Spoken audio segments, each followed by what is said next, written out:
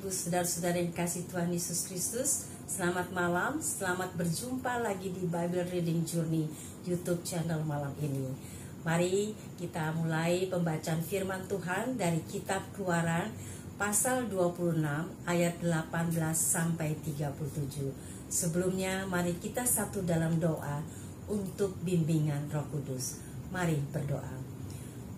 Bapa kami yang maha besar yang kami kenal dalam Tuhan Yesus Kristus, kami mengucap syukur untuk malam yang indah ini. Kami boleh berjumpa kembali di Bible Reading Journey untuk pembacaan firman Tuhan dari kitab Keluaran.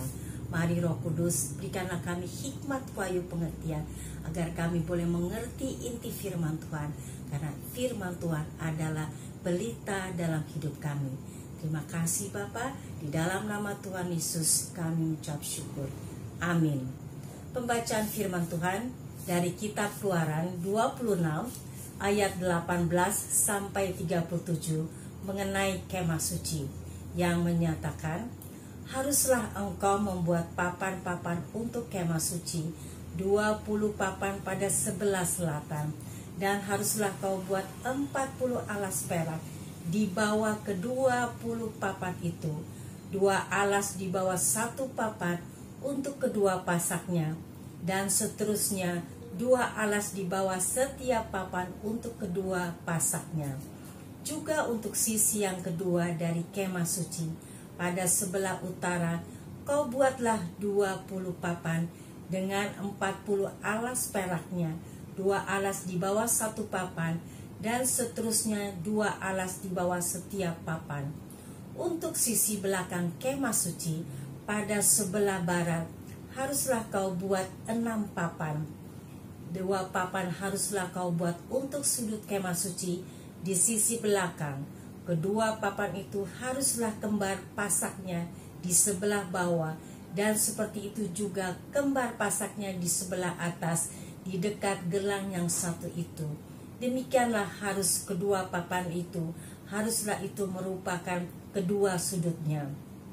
Jadi harus ada 8 papan dengan alas peraknya, 16 alas, 2 alas di bawah 1 papan, dan seterusnya 2 alas di bawah setiap papan.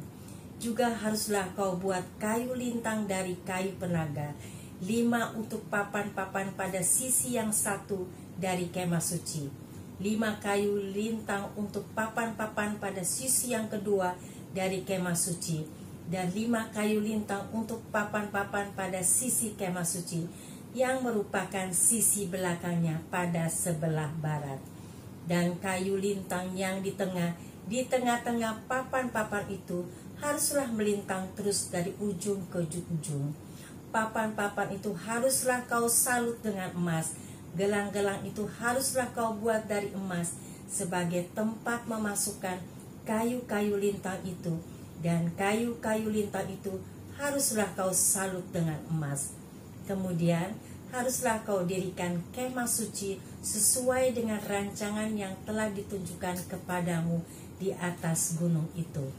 Haruslah kau buat tabir dari kain ungu tua dan kain ungu muda, kain kirmisi dan lenan halus yang dipintal benangnya.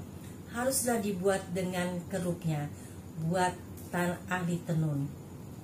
Haruslah engkau menggantungkannya pada 4 tiang dari kayu penaga yang disalut dengan emas, dengan ada kaitannya dari emas, berdasarkan 4 alas perak.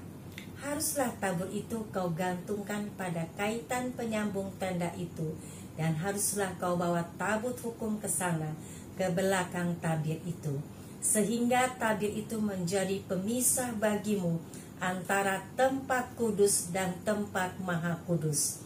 Tutup pendamaian itu haruslah kau letakkan di atas tabut hukum di dalam tempat maha kudus.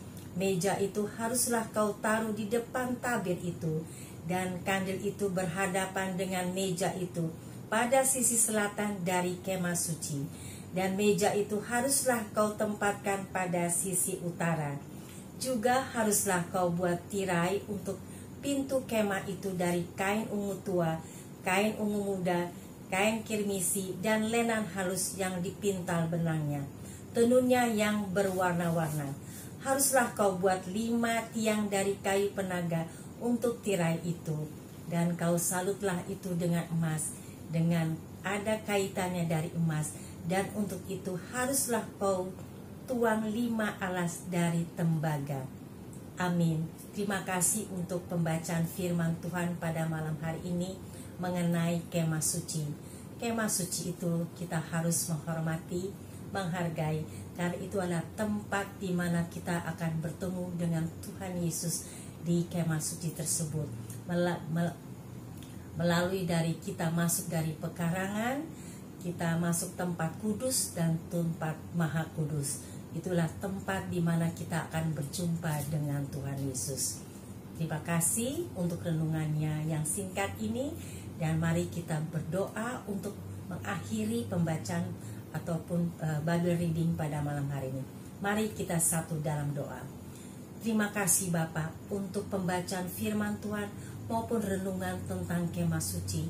Kami mengucap syukur dan terima kasih untuk kami belajar untuk masuk dalam kemah suci melalui pekarangan.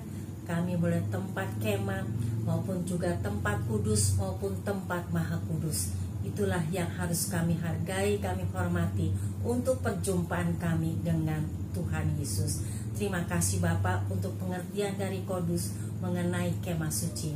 Dan kiranya malam hari ini kami selalu mengagungkan, memuliakan, dan mengucap syukur untuk berkat yang selalu Engkau berikan kepada kami dan juga setiap yang mendengarkan YouTube ataupun yang mendengarkan firman Tuhan. Terima kasih Bapa.